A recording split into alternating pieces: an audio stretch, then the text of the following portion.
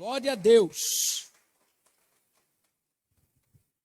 Mês que vem, em janeiro, nós vamos continuar com o tema do culto. O nome deste culto, segundo aquilo que Deus colocou no meu coração, Casa do Oleiro.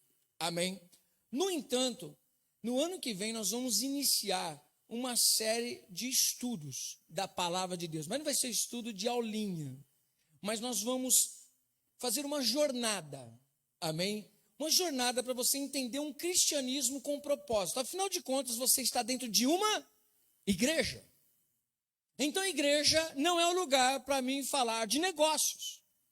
A igreja é o lugar que nós falamos da palavra de Deus. É o primeiro ponto para nós. Apóstolo, mas nós fazemos aqui e vamos fazer. No ano que vem também um sábado aqui, exclusivo, onde nós falaremos sobre empresas, sobre empreendedorismo. Isso não é um pecado, não estou dizendo que isso é errado. Só estou dizendo que o altar, a igreja, o primeiro ponto dela é falar sobre o propósito do cristão.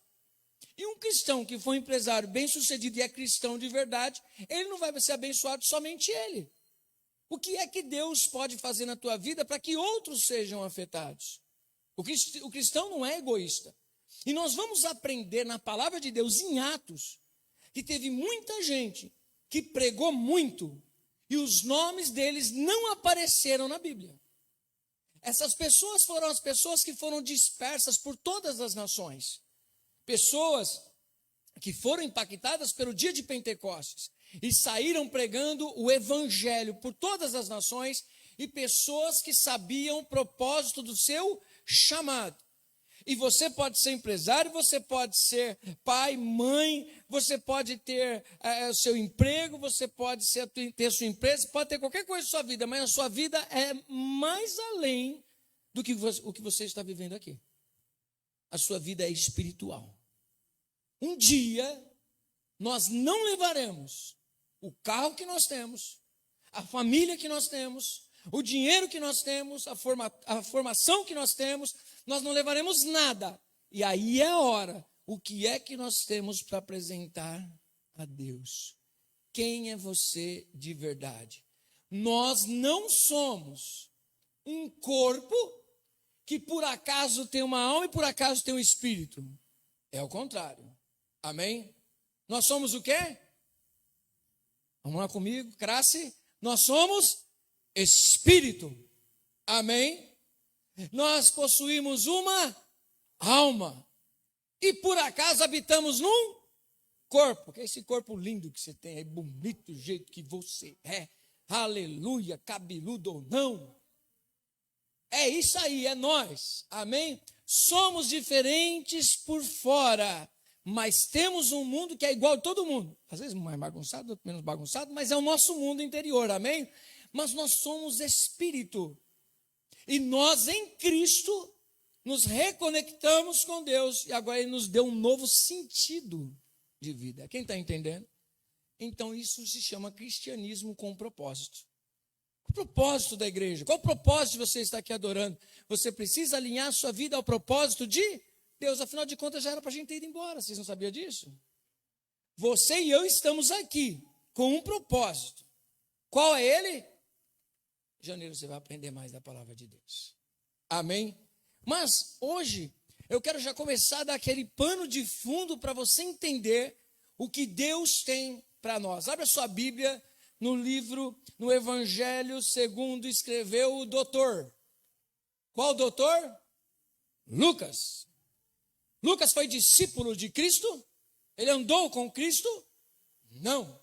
Mas ele tem uma escrita minuciosa. Ele é um grego, né? Ele consegue ver coisas como um gentil. E ele aprende muitas coisas e deixa para nós, porque afinal de contas, olhando fisicamente, nós não temos nada a ver com o povo judeu. Mas espiritualmente em Cristo, sim. Amém? Mas então Lucas, ele é muito importante os escritos dele. E o Evangelho de Lucas, na verdade, se nós fôssemos fazer um link, um pano de fundo bem lindo para Atos e para os livros que vão vir, tinha que falar do Evangelho segundo escreveu Lucas. Porque ele começou a entrevistar as pessoas. Ele começou a apurar as verdades do que é que Jesus havia feito, os testemunhos das pessoas. Então imagine Lucas chegando e falando assim: quem é você? Ah, você é a Fátima. Ah, Fátima, você é a mãe daquele menino que você estava levando ele lá para ser enterrado. E aí Jesus passou e colocou a mão no caixãozinho e disse: levanta. E o menino levantou. Não, sou eu. Então como é que foi isso daí? Me conta, qual a história? Então ele teve a oportunidade de chegar até algumas pessoas, e outras coisas ele pegou dos evangelhos que foram escritos, como o evangelho de Marcos, provavelmente considerado como o primeiro evangelho, base para outros.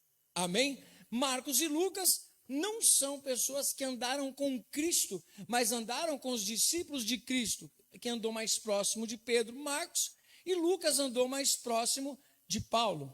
Amém? Então, muitas coisas foram compartilhadas. Só que o Lucas, ele tem uma visão sobre a igreja que é tremenda para nós. E nós precisamos aprender isso hoje, porque eu não sei se eu preciso me converter, porque às vezes eu fico pensando: Senhor, acho que eu estou desviado com a minha mente. Eu fico preocupado se eu não estou com muita interrogação e as pessoas estão tudo achadas. As interrogações de tipo: o que eu estou fazendo na igreja?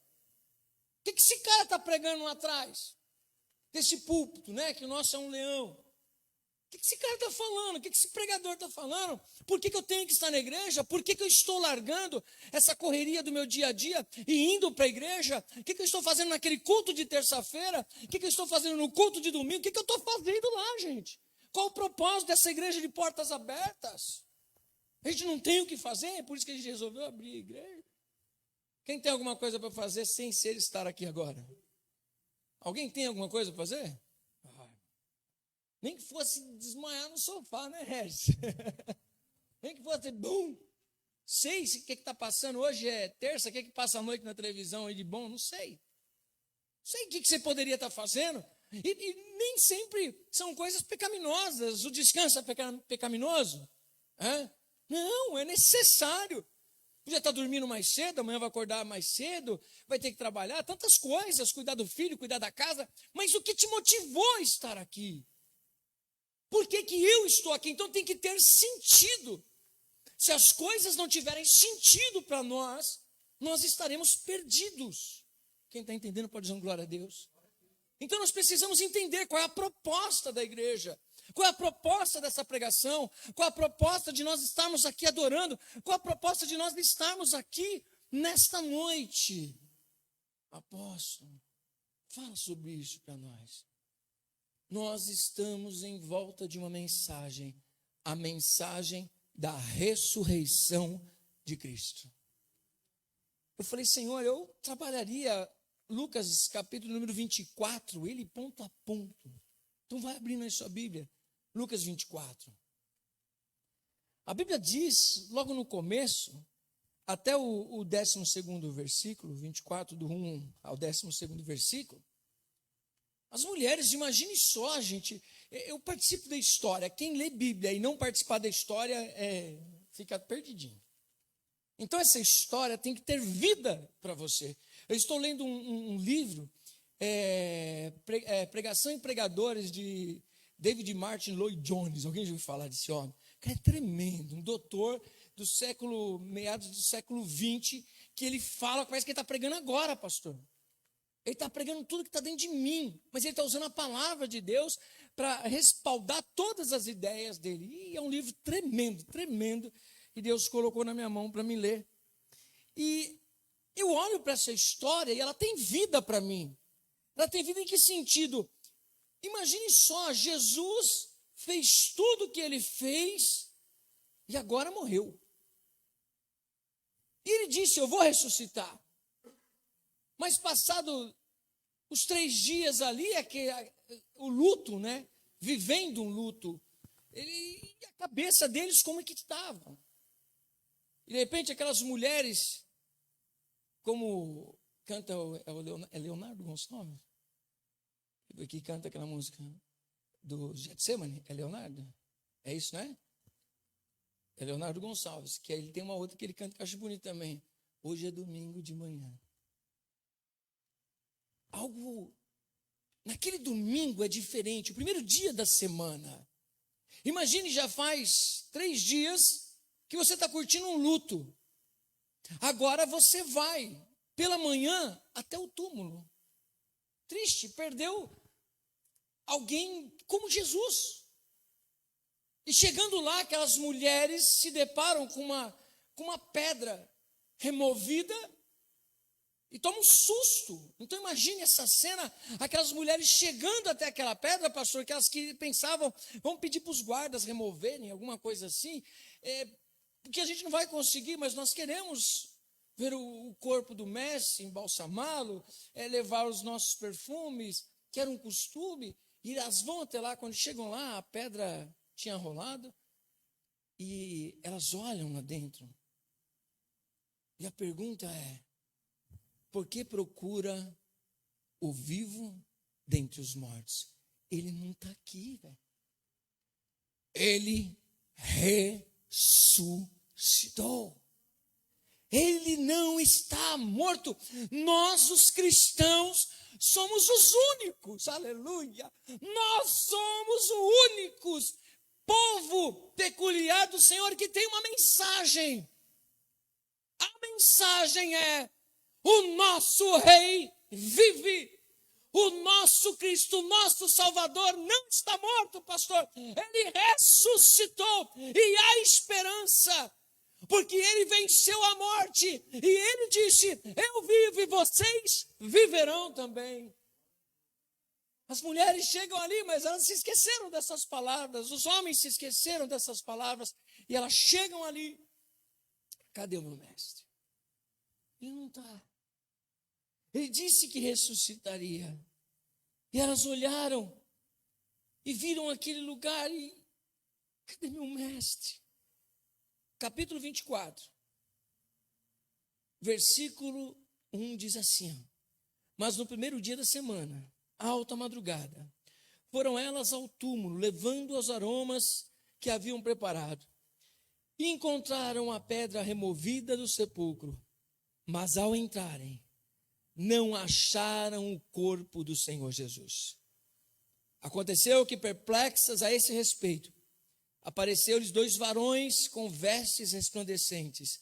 Estando elas possuídas de temor, baixando os olhos para o chão, eles lhes falaram: por que buscais entre os mortos ao que vive? Ele não está aqui, ele ressuscitou. Lembrai-vos de como ele já vos avisou antecipadamente, já vos preveniu, quando ele estava na Galileia. Quando disse: importa que o Filho do Homem seja entregue nas mãos de pecadores e seja crucificado e ressuscite no terceiro dia. Então elas se lembraram das palavras. E voltando do túmulo, anunciaram todas estas coisas aos 11 e a todos os mais que com eles estavam. Diga assim comigo: anunciaram.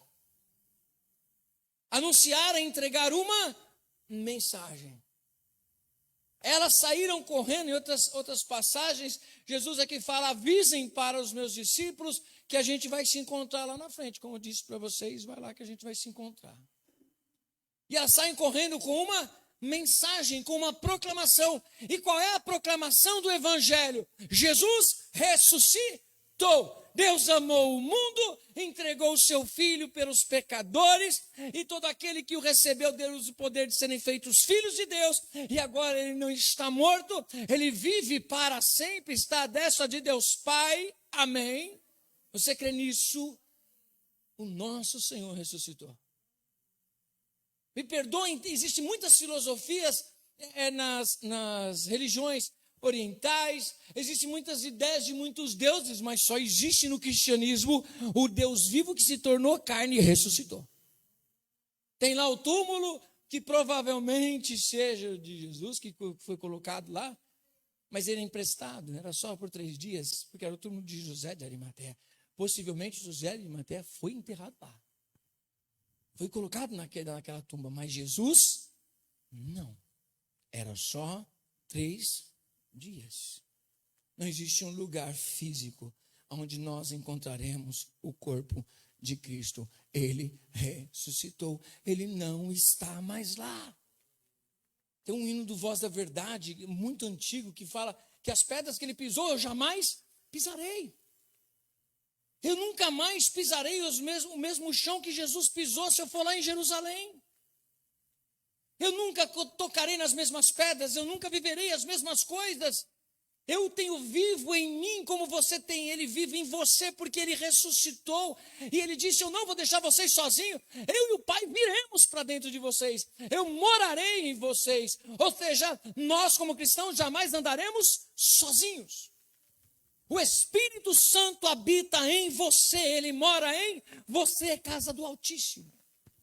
Amém. E as mulheres saem correndo e dizem, aí, ó. E aí eles dizem assim, mas essas mulheres estão vendo coisas, né? Olha só o que acontece. Eram Maria Madalena, Joana e Maria, mãe de Tiago. Também as demais que estavam com eles confirmaram estas coisas aos apóstolos. Tais palavras lhe pareciam como um delírio e não acreditaram nelas. Pedro, porém, levantando-se, correu ao sepulcro e, abaixando-se, nada mais viu senão lençóis de linho e retirou-se para casa maravilhado do que havia acontecido. Eu não acredito nas palavras dessas mulheres. Eu preciso ver, contestar mesmo que realmente ele não está lá. Pedro, quando chega lá, não encontra nada mais do que panos sobre aquele lugar. Jesus não está lá. Mesmo assim, o coração deles, desse grupo, primeiro grupo que foi ver, está começando a viver algo novo, relembrando algumas coisas. Seria possível isso? Mas o que Deus coloca no meu coração para nós meditarmos hoje é como é complicado para a nossa caminhada no dia a dia quando nós nos esquecemos das promessas de Deus, quando nós nos esquecemos das palavras que Deus nos deu dizendo que estaria conosco. Às vezes nós nos sentimos muito sozinhos, mas deixa eu dizer uma coisa, você jamais estará sozinho, Deus estará contigo em todos os momentos da sua vida, nos tristes e nos alegres também, amém? Mas é interessante, e eu quero dizer para você, como é importante, gente, é importante demais. A gente aprende na palavra de Deus que é importante que nós tenhamos pessoas para compartilhar as nossas dores e as nossas alegrias. Amém? Jesus, ele não enviou uma pessoa sozinha. Ele não pegou um discípulo dele e passou e disse assim, vai lá você sozinho, porque eu estarei com você. Nós vemos aqui na palavra a necessidade de ter pessoas para compartilhar da nossa dor. Nós vemos aqui a necessidade de ter pessoas ao nosso lado que possa ser humano e entender o que está acontecendo comigo, por quê? Porque acontece com ela. Amém? Quem está comigo pode dizer um glória a Deus. E essa história está no versículo 13. Porque aqui a Bíblia diz que tem dois discípulos. Um deles é o Cleófas, mas o outro não diz o nome dele, mas diz a palavra que os dois, ambos estão tristes. Ambos estão caminhando para a cidade de Emaús. E eles estão olhando um para o outro e conversando e dizendo, olha que momento de dor nosso. E eu trago isso para a nossa vida hoje. Quando nós estamos caminhando e pessoas, seres humanos estão ao nosso lado, e às vezes eles se sentem fracos como nós nos sentimos fracos. Às vezes, quem é de nós, como eu, como você, que não fez interrogação, cadê as promessas de Deus, pastor? Cadê aquilo que Deus disse que estaria comigo, mas eu estou me sentindo sozinho? E muitas vezes nós não conseguimos nem aplicar aquela passagem, não é bíblica, mas uma metáfora, uma historinha para mostrar, e parece que para a gente não cai. As pegadas na areia, quem já ouviu essa? Né? É clássica. As pegadas na areia, quando você olhou aquelas pegadas e você pensou que eram suas, e na verdade eram as pegadas de Jesus, porque ele te carregava no colo, uma mensagem positiva, que legal. Não está escrito aqui.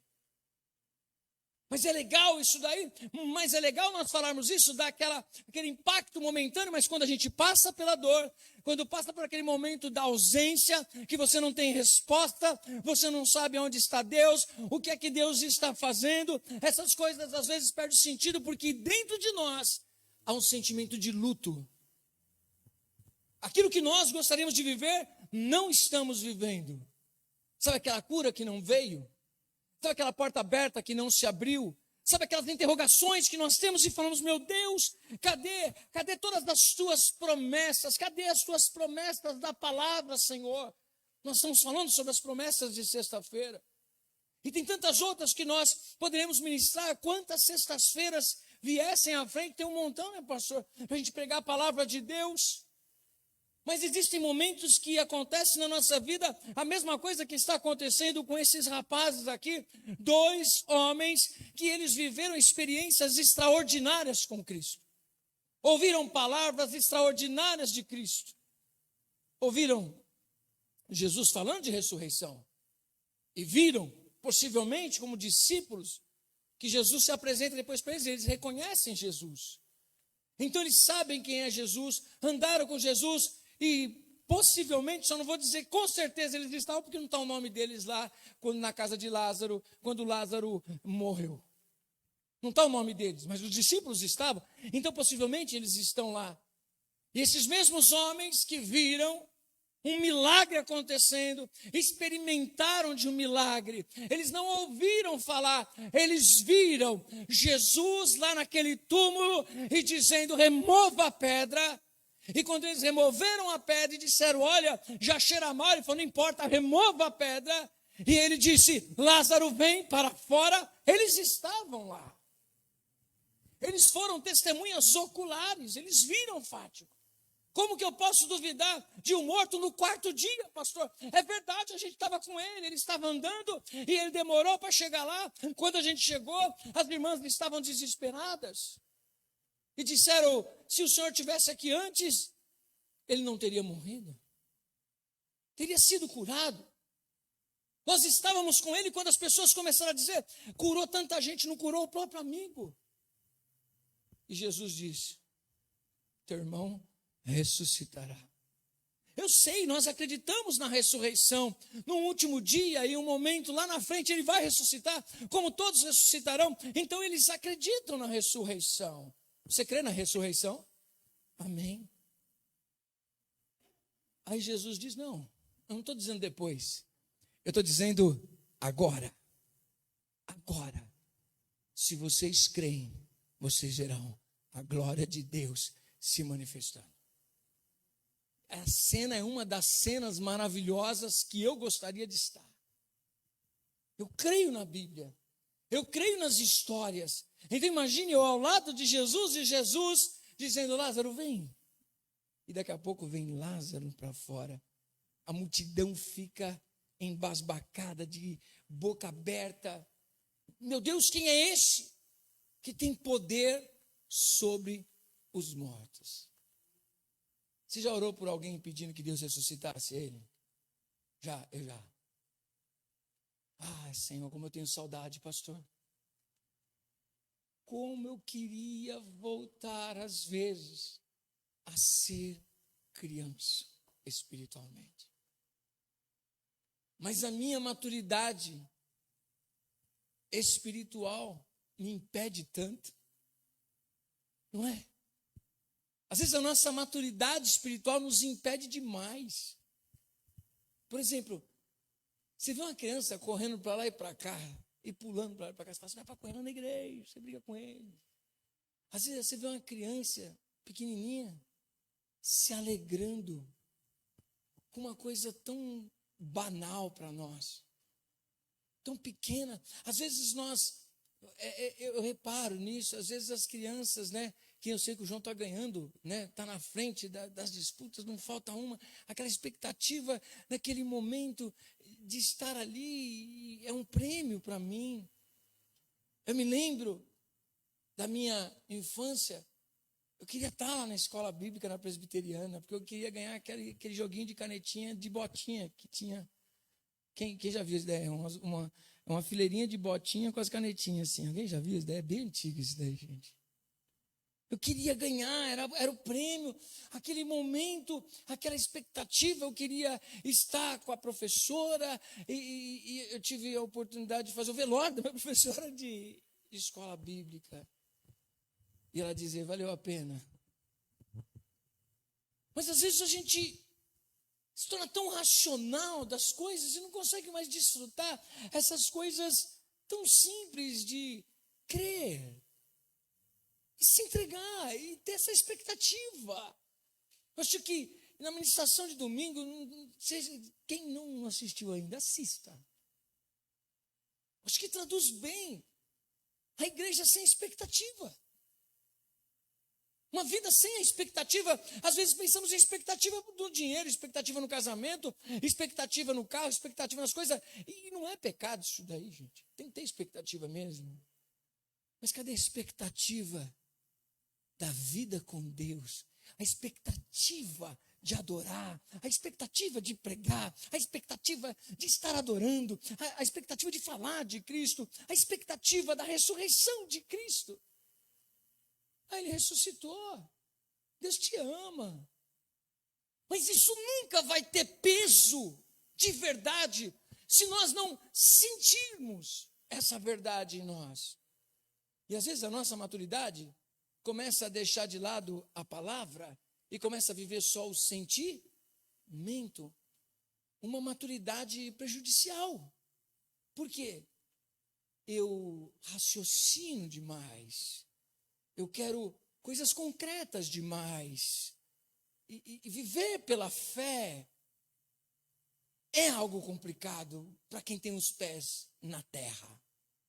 Acreditar que o milagre vai acontecer, acreditar que a porta vai abrir, acreditar no poder da ressurreição. Nem Paulo, com a pregação que ele tinha em Atenas, ele conseguiu convencer todas as pessoas, pastor. Enquanto falou de um Deus desconhecido, enquanto falou do Filho de Deus, que também era desconhecido para eles, tudo bem, eu topo, mas quando tocou no assunto ressurreição, é um suicídio intelectual. Você é doido, homem. Para isso a gente ouve outro dia que vai dar pano para manga. Mentes pensantes que falam, nós não nos entregamos a isso, mas às vezes nós falamos das mentes pensantes lá de fora, falamos das pessoas que estão longe dos caminhos do Senhor e que nem sequer conhecem, e não faz sentido isso para elas. Então não tem expectativa nenhuma o que nós estamos falando.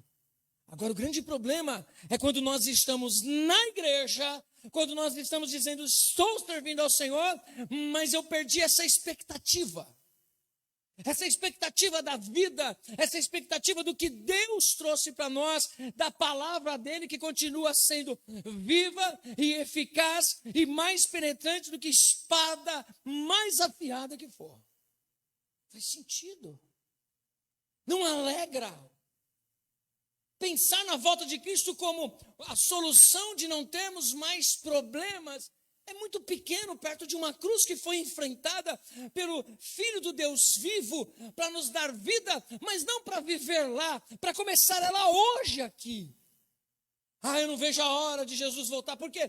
Não vou ter mais dívida para pagar, ainda bem que aquele boleto eu não pago mais amanhã. Se Jesus voltar hoje, amanhã, quem ficar que pague as dívidas, aleluia.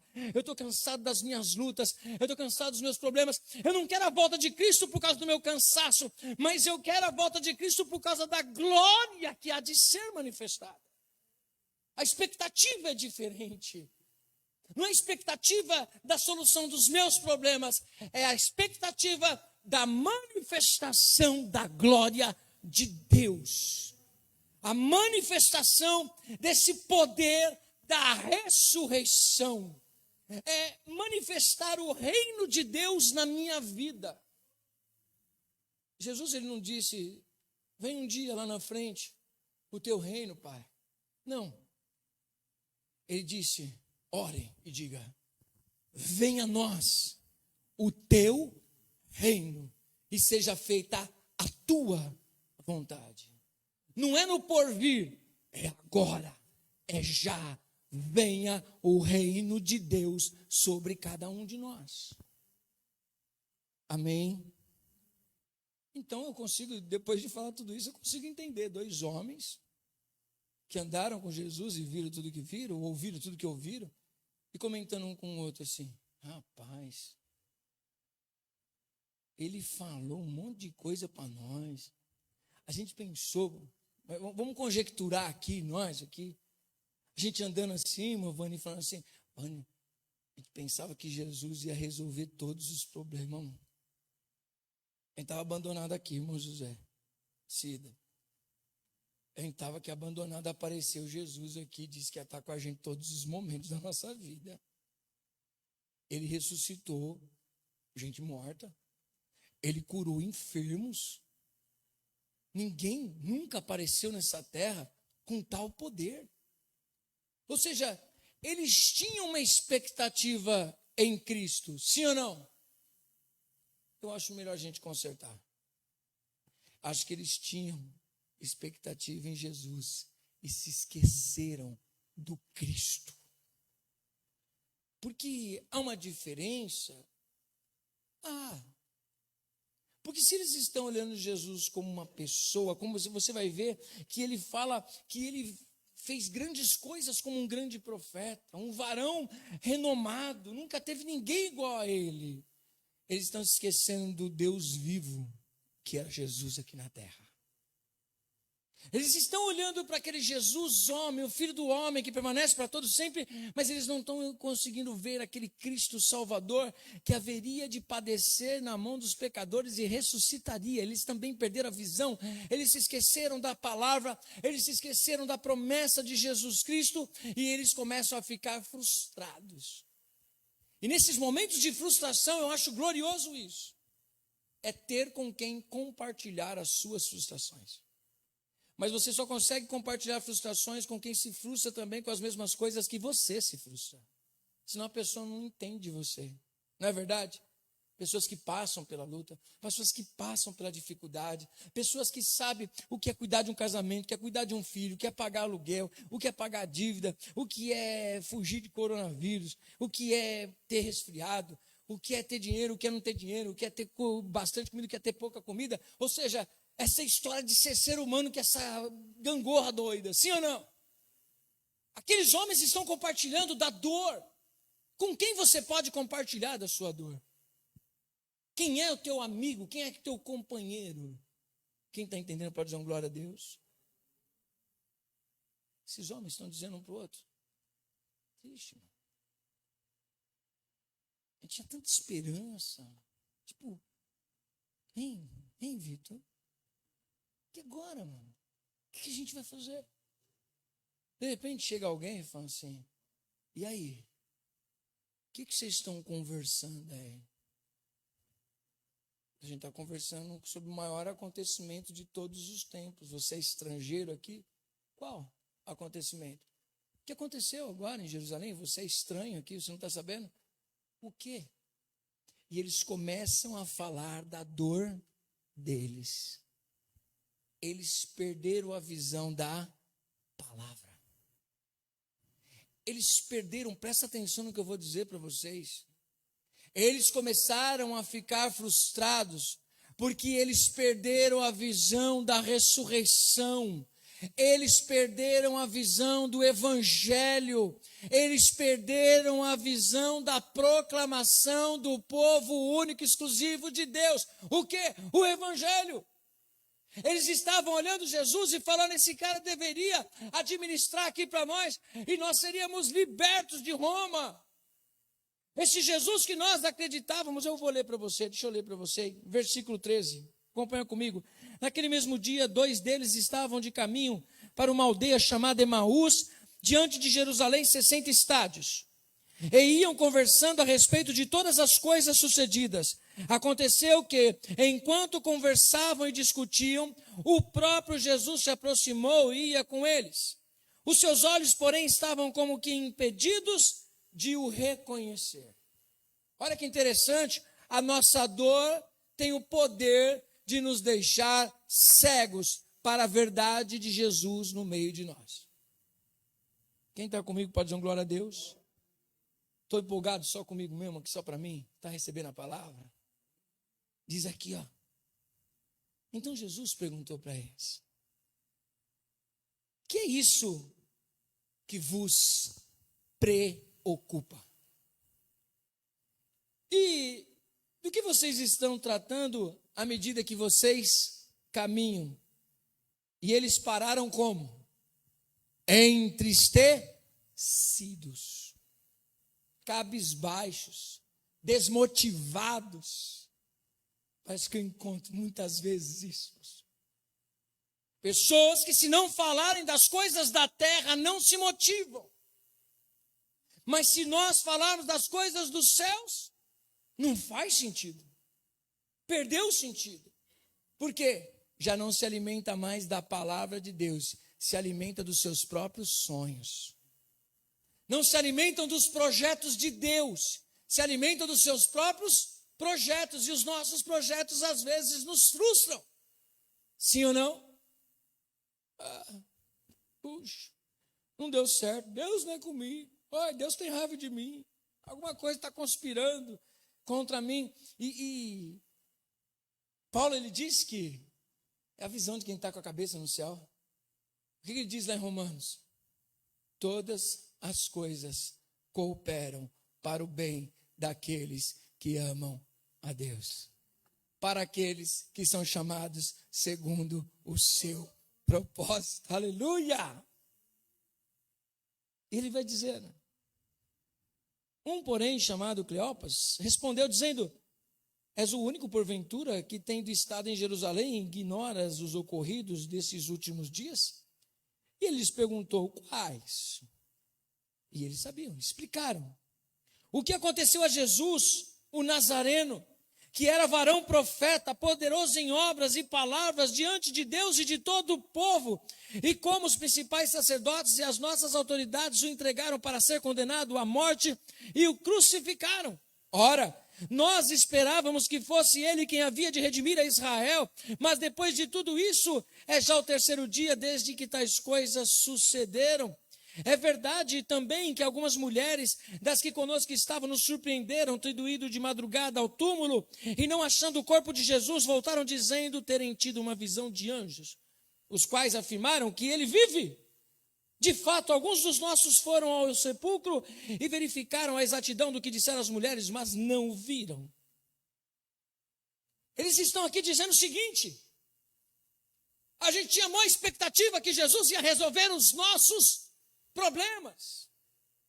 Eu tinha maior expectativa que Jesus seria aquele que resolveria os meus problemas, que eu preciso de um milagre. Jesus era aquele que resolveria meu problema, porque nós estamos debaixo da opressão de Roma. Nós vemos que Jesus, em João capítulo de número 6, ele vai falar: não me sigam por causa do pão que vocês comeram. Me busquem por causa do sinal da vida eterna para vocês. Mas esses homens, parece que eles estão enrolados na mesma situação. Eles não conseguem ver Jesus como Cristo. Eles conseguem ver Jesus como fazedor de milagre. Então nós vemos que até mesmo as pessoas que decidem seguir a Jesus e dizer sou discípulo de Cristo, no meio do caminho, por causa da tristeza e por causa de se esquecer da verdade da palavra, elas perdem a visão de quem é Jesus de verdade, o nosso Cristo, o Messias. Aquele que tem poder de salvar as nossas vidas, que é aquele presente que nos faz tornar como crianças e nos alegrarmos, como aquela mulher que vai até os pés de Jesus, e Jesus diz para ela: os teus pecados te são perdoados. E as pessoas olham e dizem assim: perdoar pecados? Todo esse sacrifício para ser perdoado dos seus pecados. E aquela mulher sai chorando de alegria, porque ela foi perdoada dos seus pecados. Como uma criança, ela olha e fala assim: foi a melhor coisa que eu poderia receber. Jesus,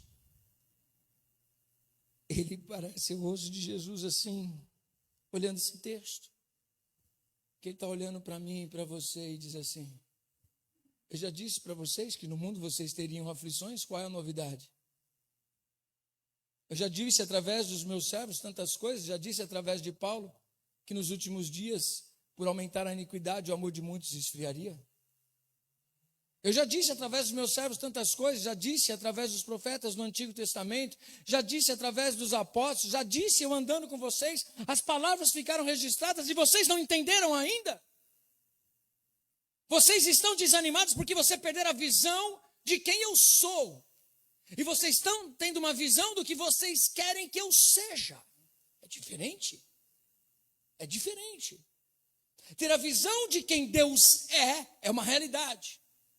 Ter uma visão do que eu entendo que Deus deva ser, deturpa tudo, porque Paulo mesmo ensina lá no Areópago que o quê?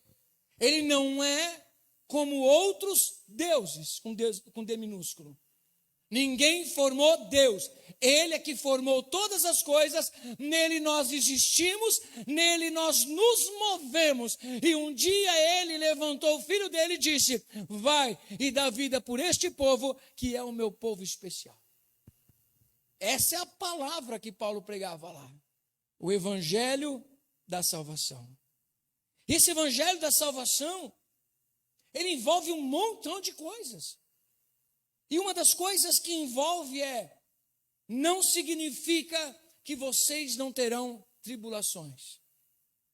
Vocês terão tribulações, mas eu estarei convosco sempre. Apóstolo, mas e aí? Agora está tendo a tribulação. Aí Jesus pergunta para nós: e é por causa disso que vocês estão tristes? É por causa disso que vocês estão querendo desistir? Ó necios, tardios em se lembrar da palavra de Deus. Olha só o que disse. Porventura, disse assim, então, versículo 25. Então lhes disse Jesus: ó necios e tardos de coração, para crer tudo o que os profetas disseram. Porventura não convinha que o Cristo padecesse e entrasse na sua glória?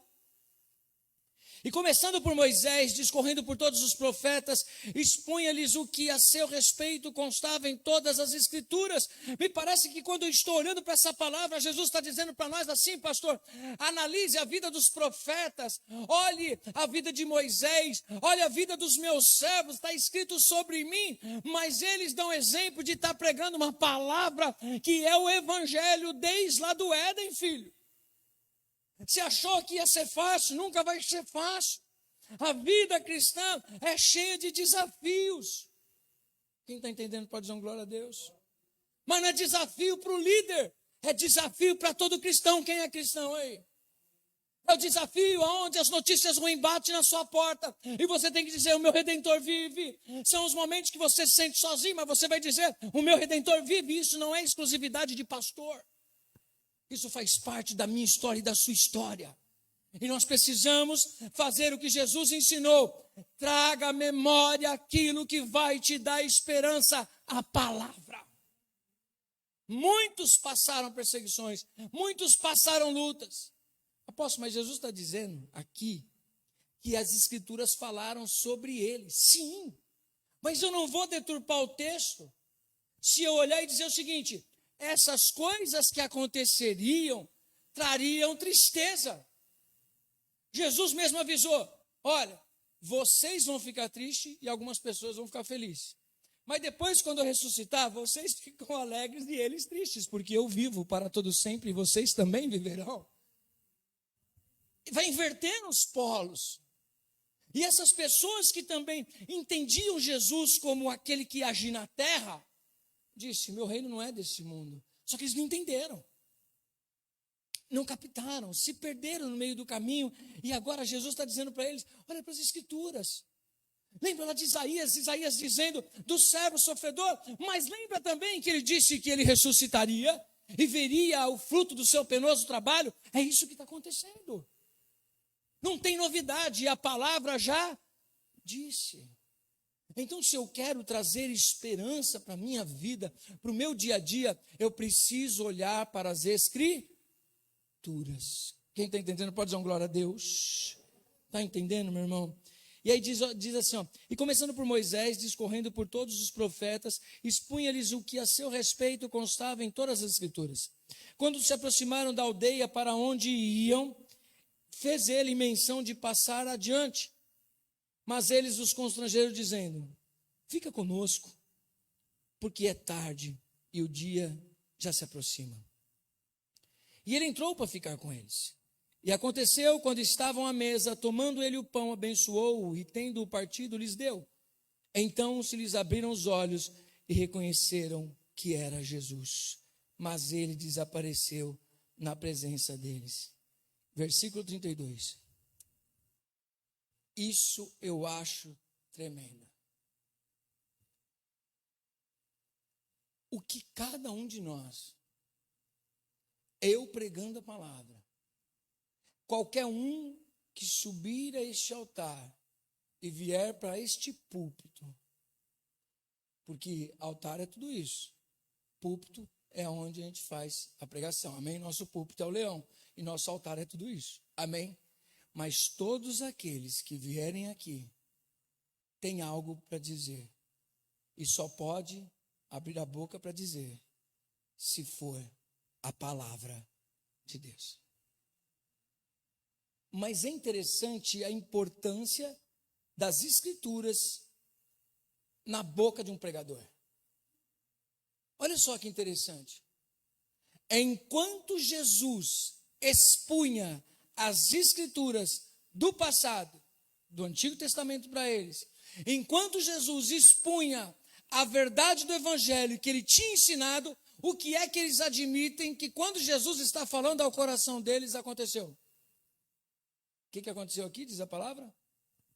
Ardia no peito aquela palavra que eles estavam recebendo. Aquele fogo dentro deles foi aceso pelo poder da pregação do Evangelho, a palavra. Ou seja, quando nós pregamos a palavra, existe coração de pessoas que estão perdidas, confusas, essa palavra tem o poder de trazer ressurreição nelas. É o poder do Evangelho. Nós precisamos pregar essa palavra, foi para isso que nós fomos chamados. E essa palavra no coração de uma pessoa sedenta pela verdade de Deus, acende a chama no peito da pessoa. Amém? Ele diz aqui, ó. Porventura não nos ardia o coração quando ele, pelo caminho, nos falava, quando nos expunha as Escrituras?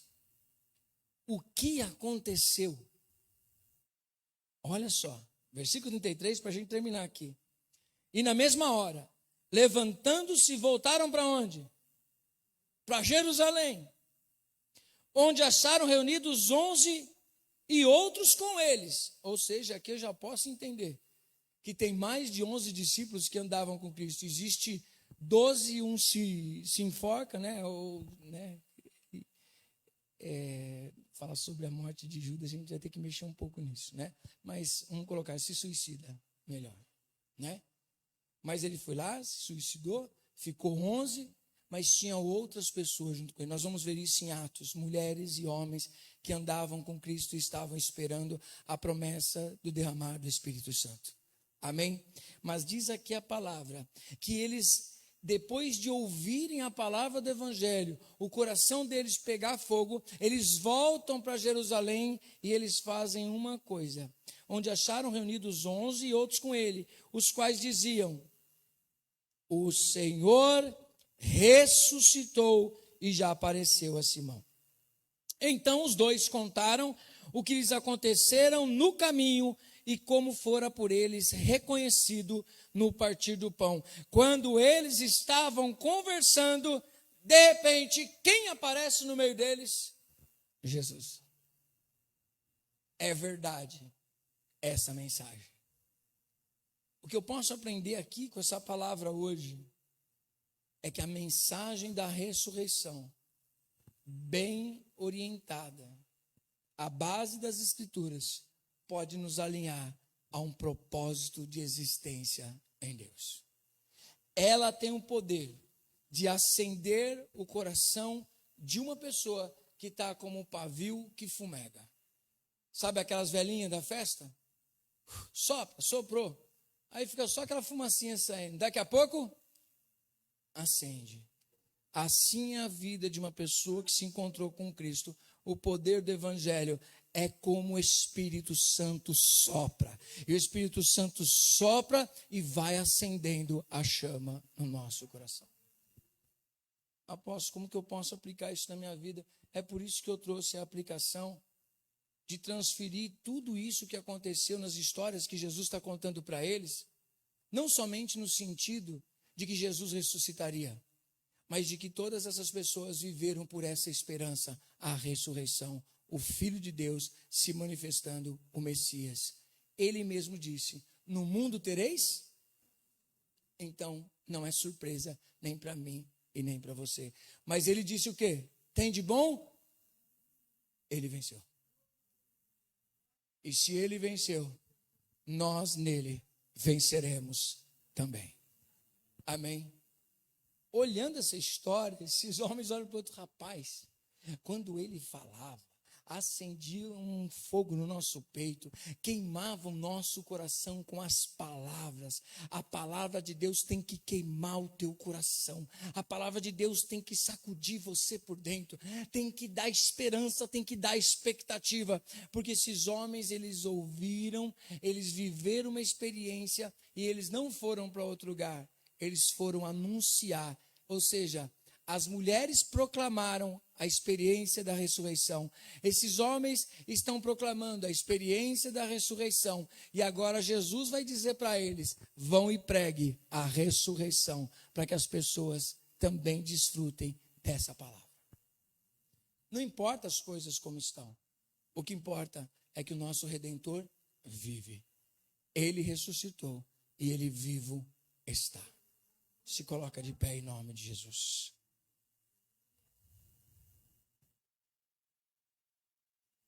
Que essa palavra faça sentido para você. Que você se reencontre. Talvez você já teve um encontro, mas talvez as notícias te fizeram se perder. Que seja uma noite de reencontro com as Escrituras. Todos os meus desafios, confesso para vocês, não são poucos. O que me mantém de pé é a palavra. É acreditar nela. É Deus pegar o nosso queixo, levantar nossa cabeça triste e dizer: eu serei contigo todos os dias da sua vida. Não te desampararei jamais. É Cristo levantar o seu queixinho caído e dizer: tem de bom ânimo, eu sou contigo. É pegar você muitas vezes perdido e ele fala: levanta os teus olhos para o céu, para o alto, da onde me vem o socorro. É o Espírito Santo pegar você e dizer: mas os que esperam no Senhor renovarão as suas forças. É pegar o seu queixinho caído, levantar e dizer assim: eis que faço nova todas as coisas. É levantar o seu queixinho caído e dizer: eu vou voltar para te buscar, para que onde eu estiver, você esteja também. Porque eu pedi isso para o Pai. Aqueles que o Senhor me deu, que eles possam estar comigo e ver a glória que tu me deste. Você acha que o Pai vai negar um pedido de Jesus? Ele poderia dizer assim: não dá, filho, agora. Já já vai dar. Agora é não. Mas depois da cruz é sim. Hoje era o dia de Santa Ceia, né? Hoje era um momento de Santa Ceia, ou palavra para Santa Ceia. Deus dizendo: agora não. Mas já já sim. Agora você precisa primeiro enfermar. Você precisa chorar. Você precisa, como um grão de trigo, morrer. Mas já já vai dar, filho. Já já. Ele sobe na cruz, carregando com maior orgulho o propósito do Pai na vida dele. Pai, por que me abandonaste? E não era o Pai, não era ele, era eu e você. O problema de Jesus e Deus nunca foi entre eles. Era por causa de nós. E ele disse: Pai, em tuas mãos eu entrego o meu espírito, porque está consumado. Está consumado.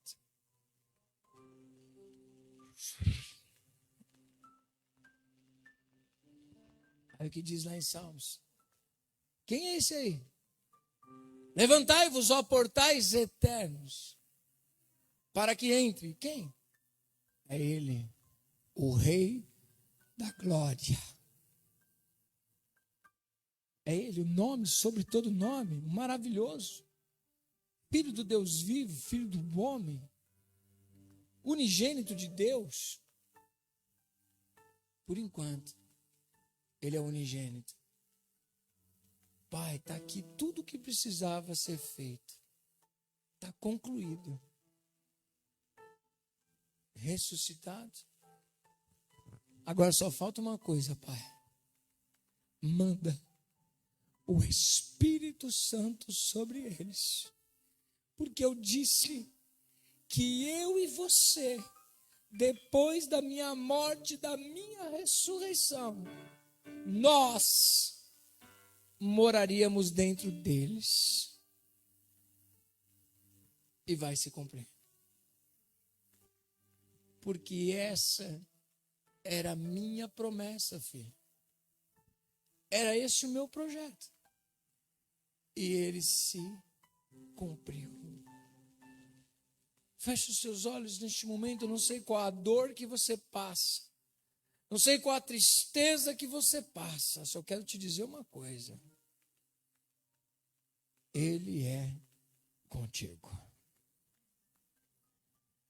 Ele é com você. Ele sabe da sua dor. Ele sabe do que você tem passado. Aflições e lutas.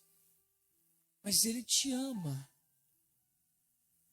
Ele quer enxugar dos teus olhos as lágrimas. Ele quer fortalecer a tua vida. Ele quer te encher do Espírito Santo. Ele quer fazer de você uma testemunha viva do manifestado poder dele na sua vida. Espírito Santo de Deus, vem sobre nós. Jesus, ele chama os seus discípulos. E ele diz: paz seja convosco. Recebam o Espírito. Ali já estava deixando liberado. Já vai acontecer. O derramar poderoso do Espírito Santo de Deus. Para que você seja capaz de ser um embaixador dele. Aquele sentimento da criança, não da imaturidade, mas da alegria e da expectativa com qualquer coisa que o pai vai fazer, vai dar. Voltar ao seu coração. Talvez você não tenha essa expectativa, nunca teve essa expectativa. Talvez é uma expectativa que um dia você teve, já não tem mais.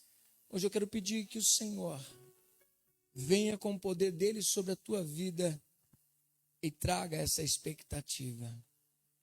Eu ressuscitei e eu estou contigo todos os dias da sua vida.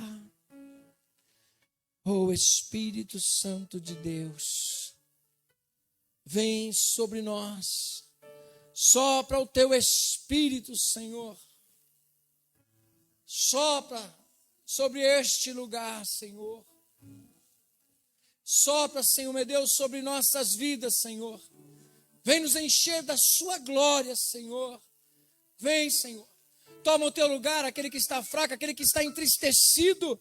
Vem, Senhor, com o poder do teu Espírito Santo, renova as nossas forças, Senhor.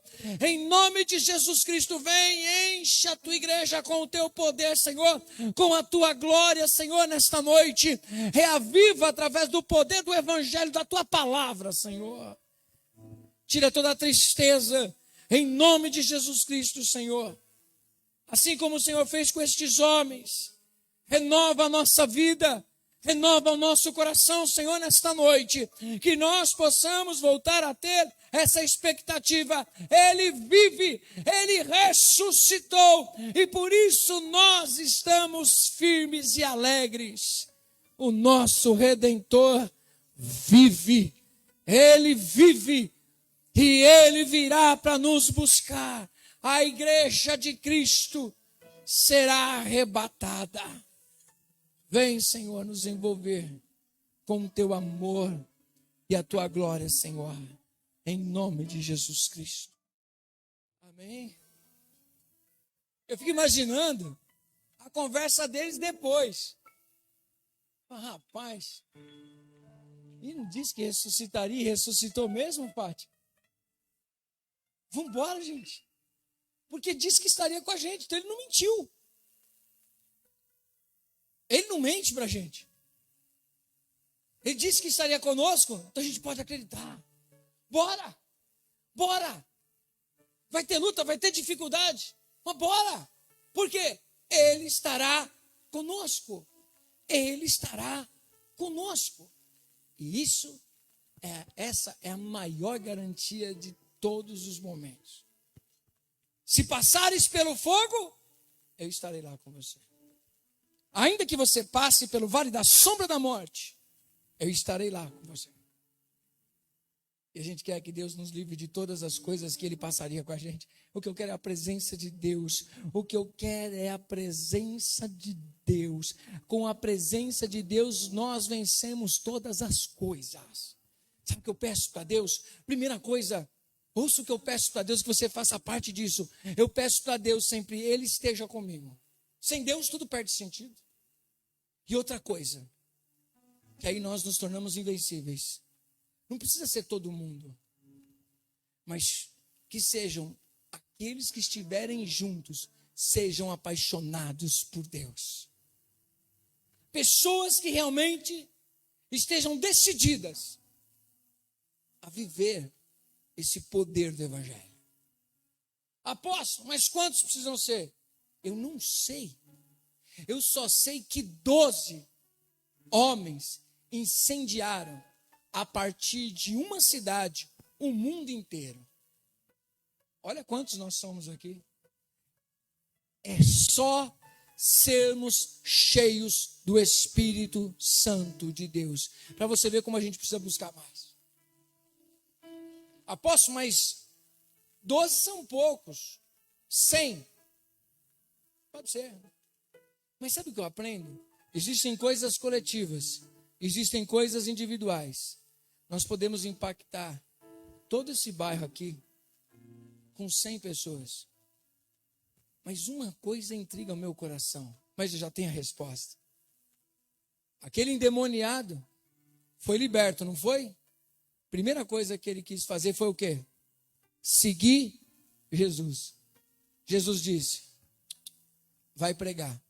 Primeiro missionário, sabe qual é? Vai pregar para a tua família.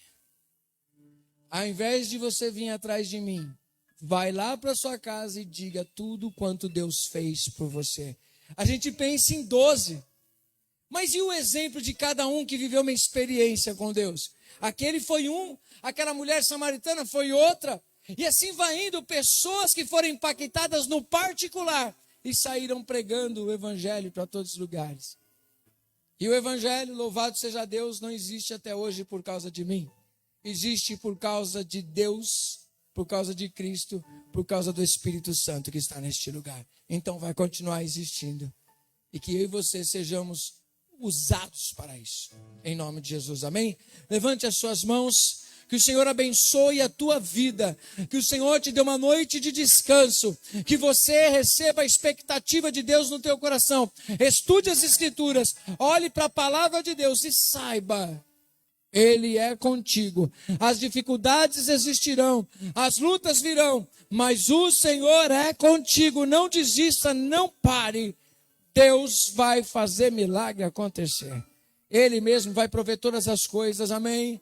O Senhor vai entrar com providência em nome de Jesus Cristo. Levante as suas mãos, que o Senhor abençoe a tua vida, que a graça de Deus Pai, o doce amor de Jesus Cristo estejam sobre nossas vidas, não somente hoje, mas para todos sempre. Amém.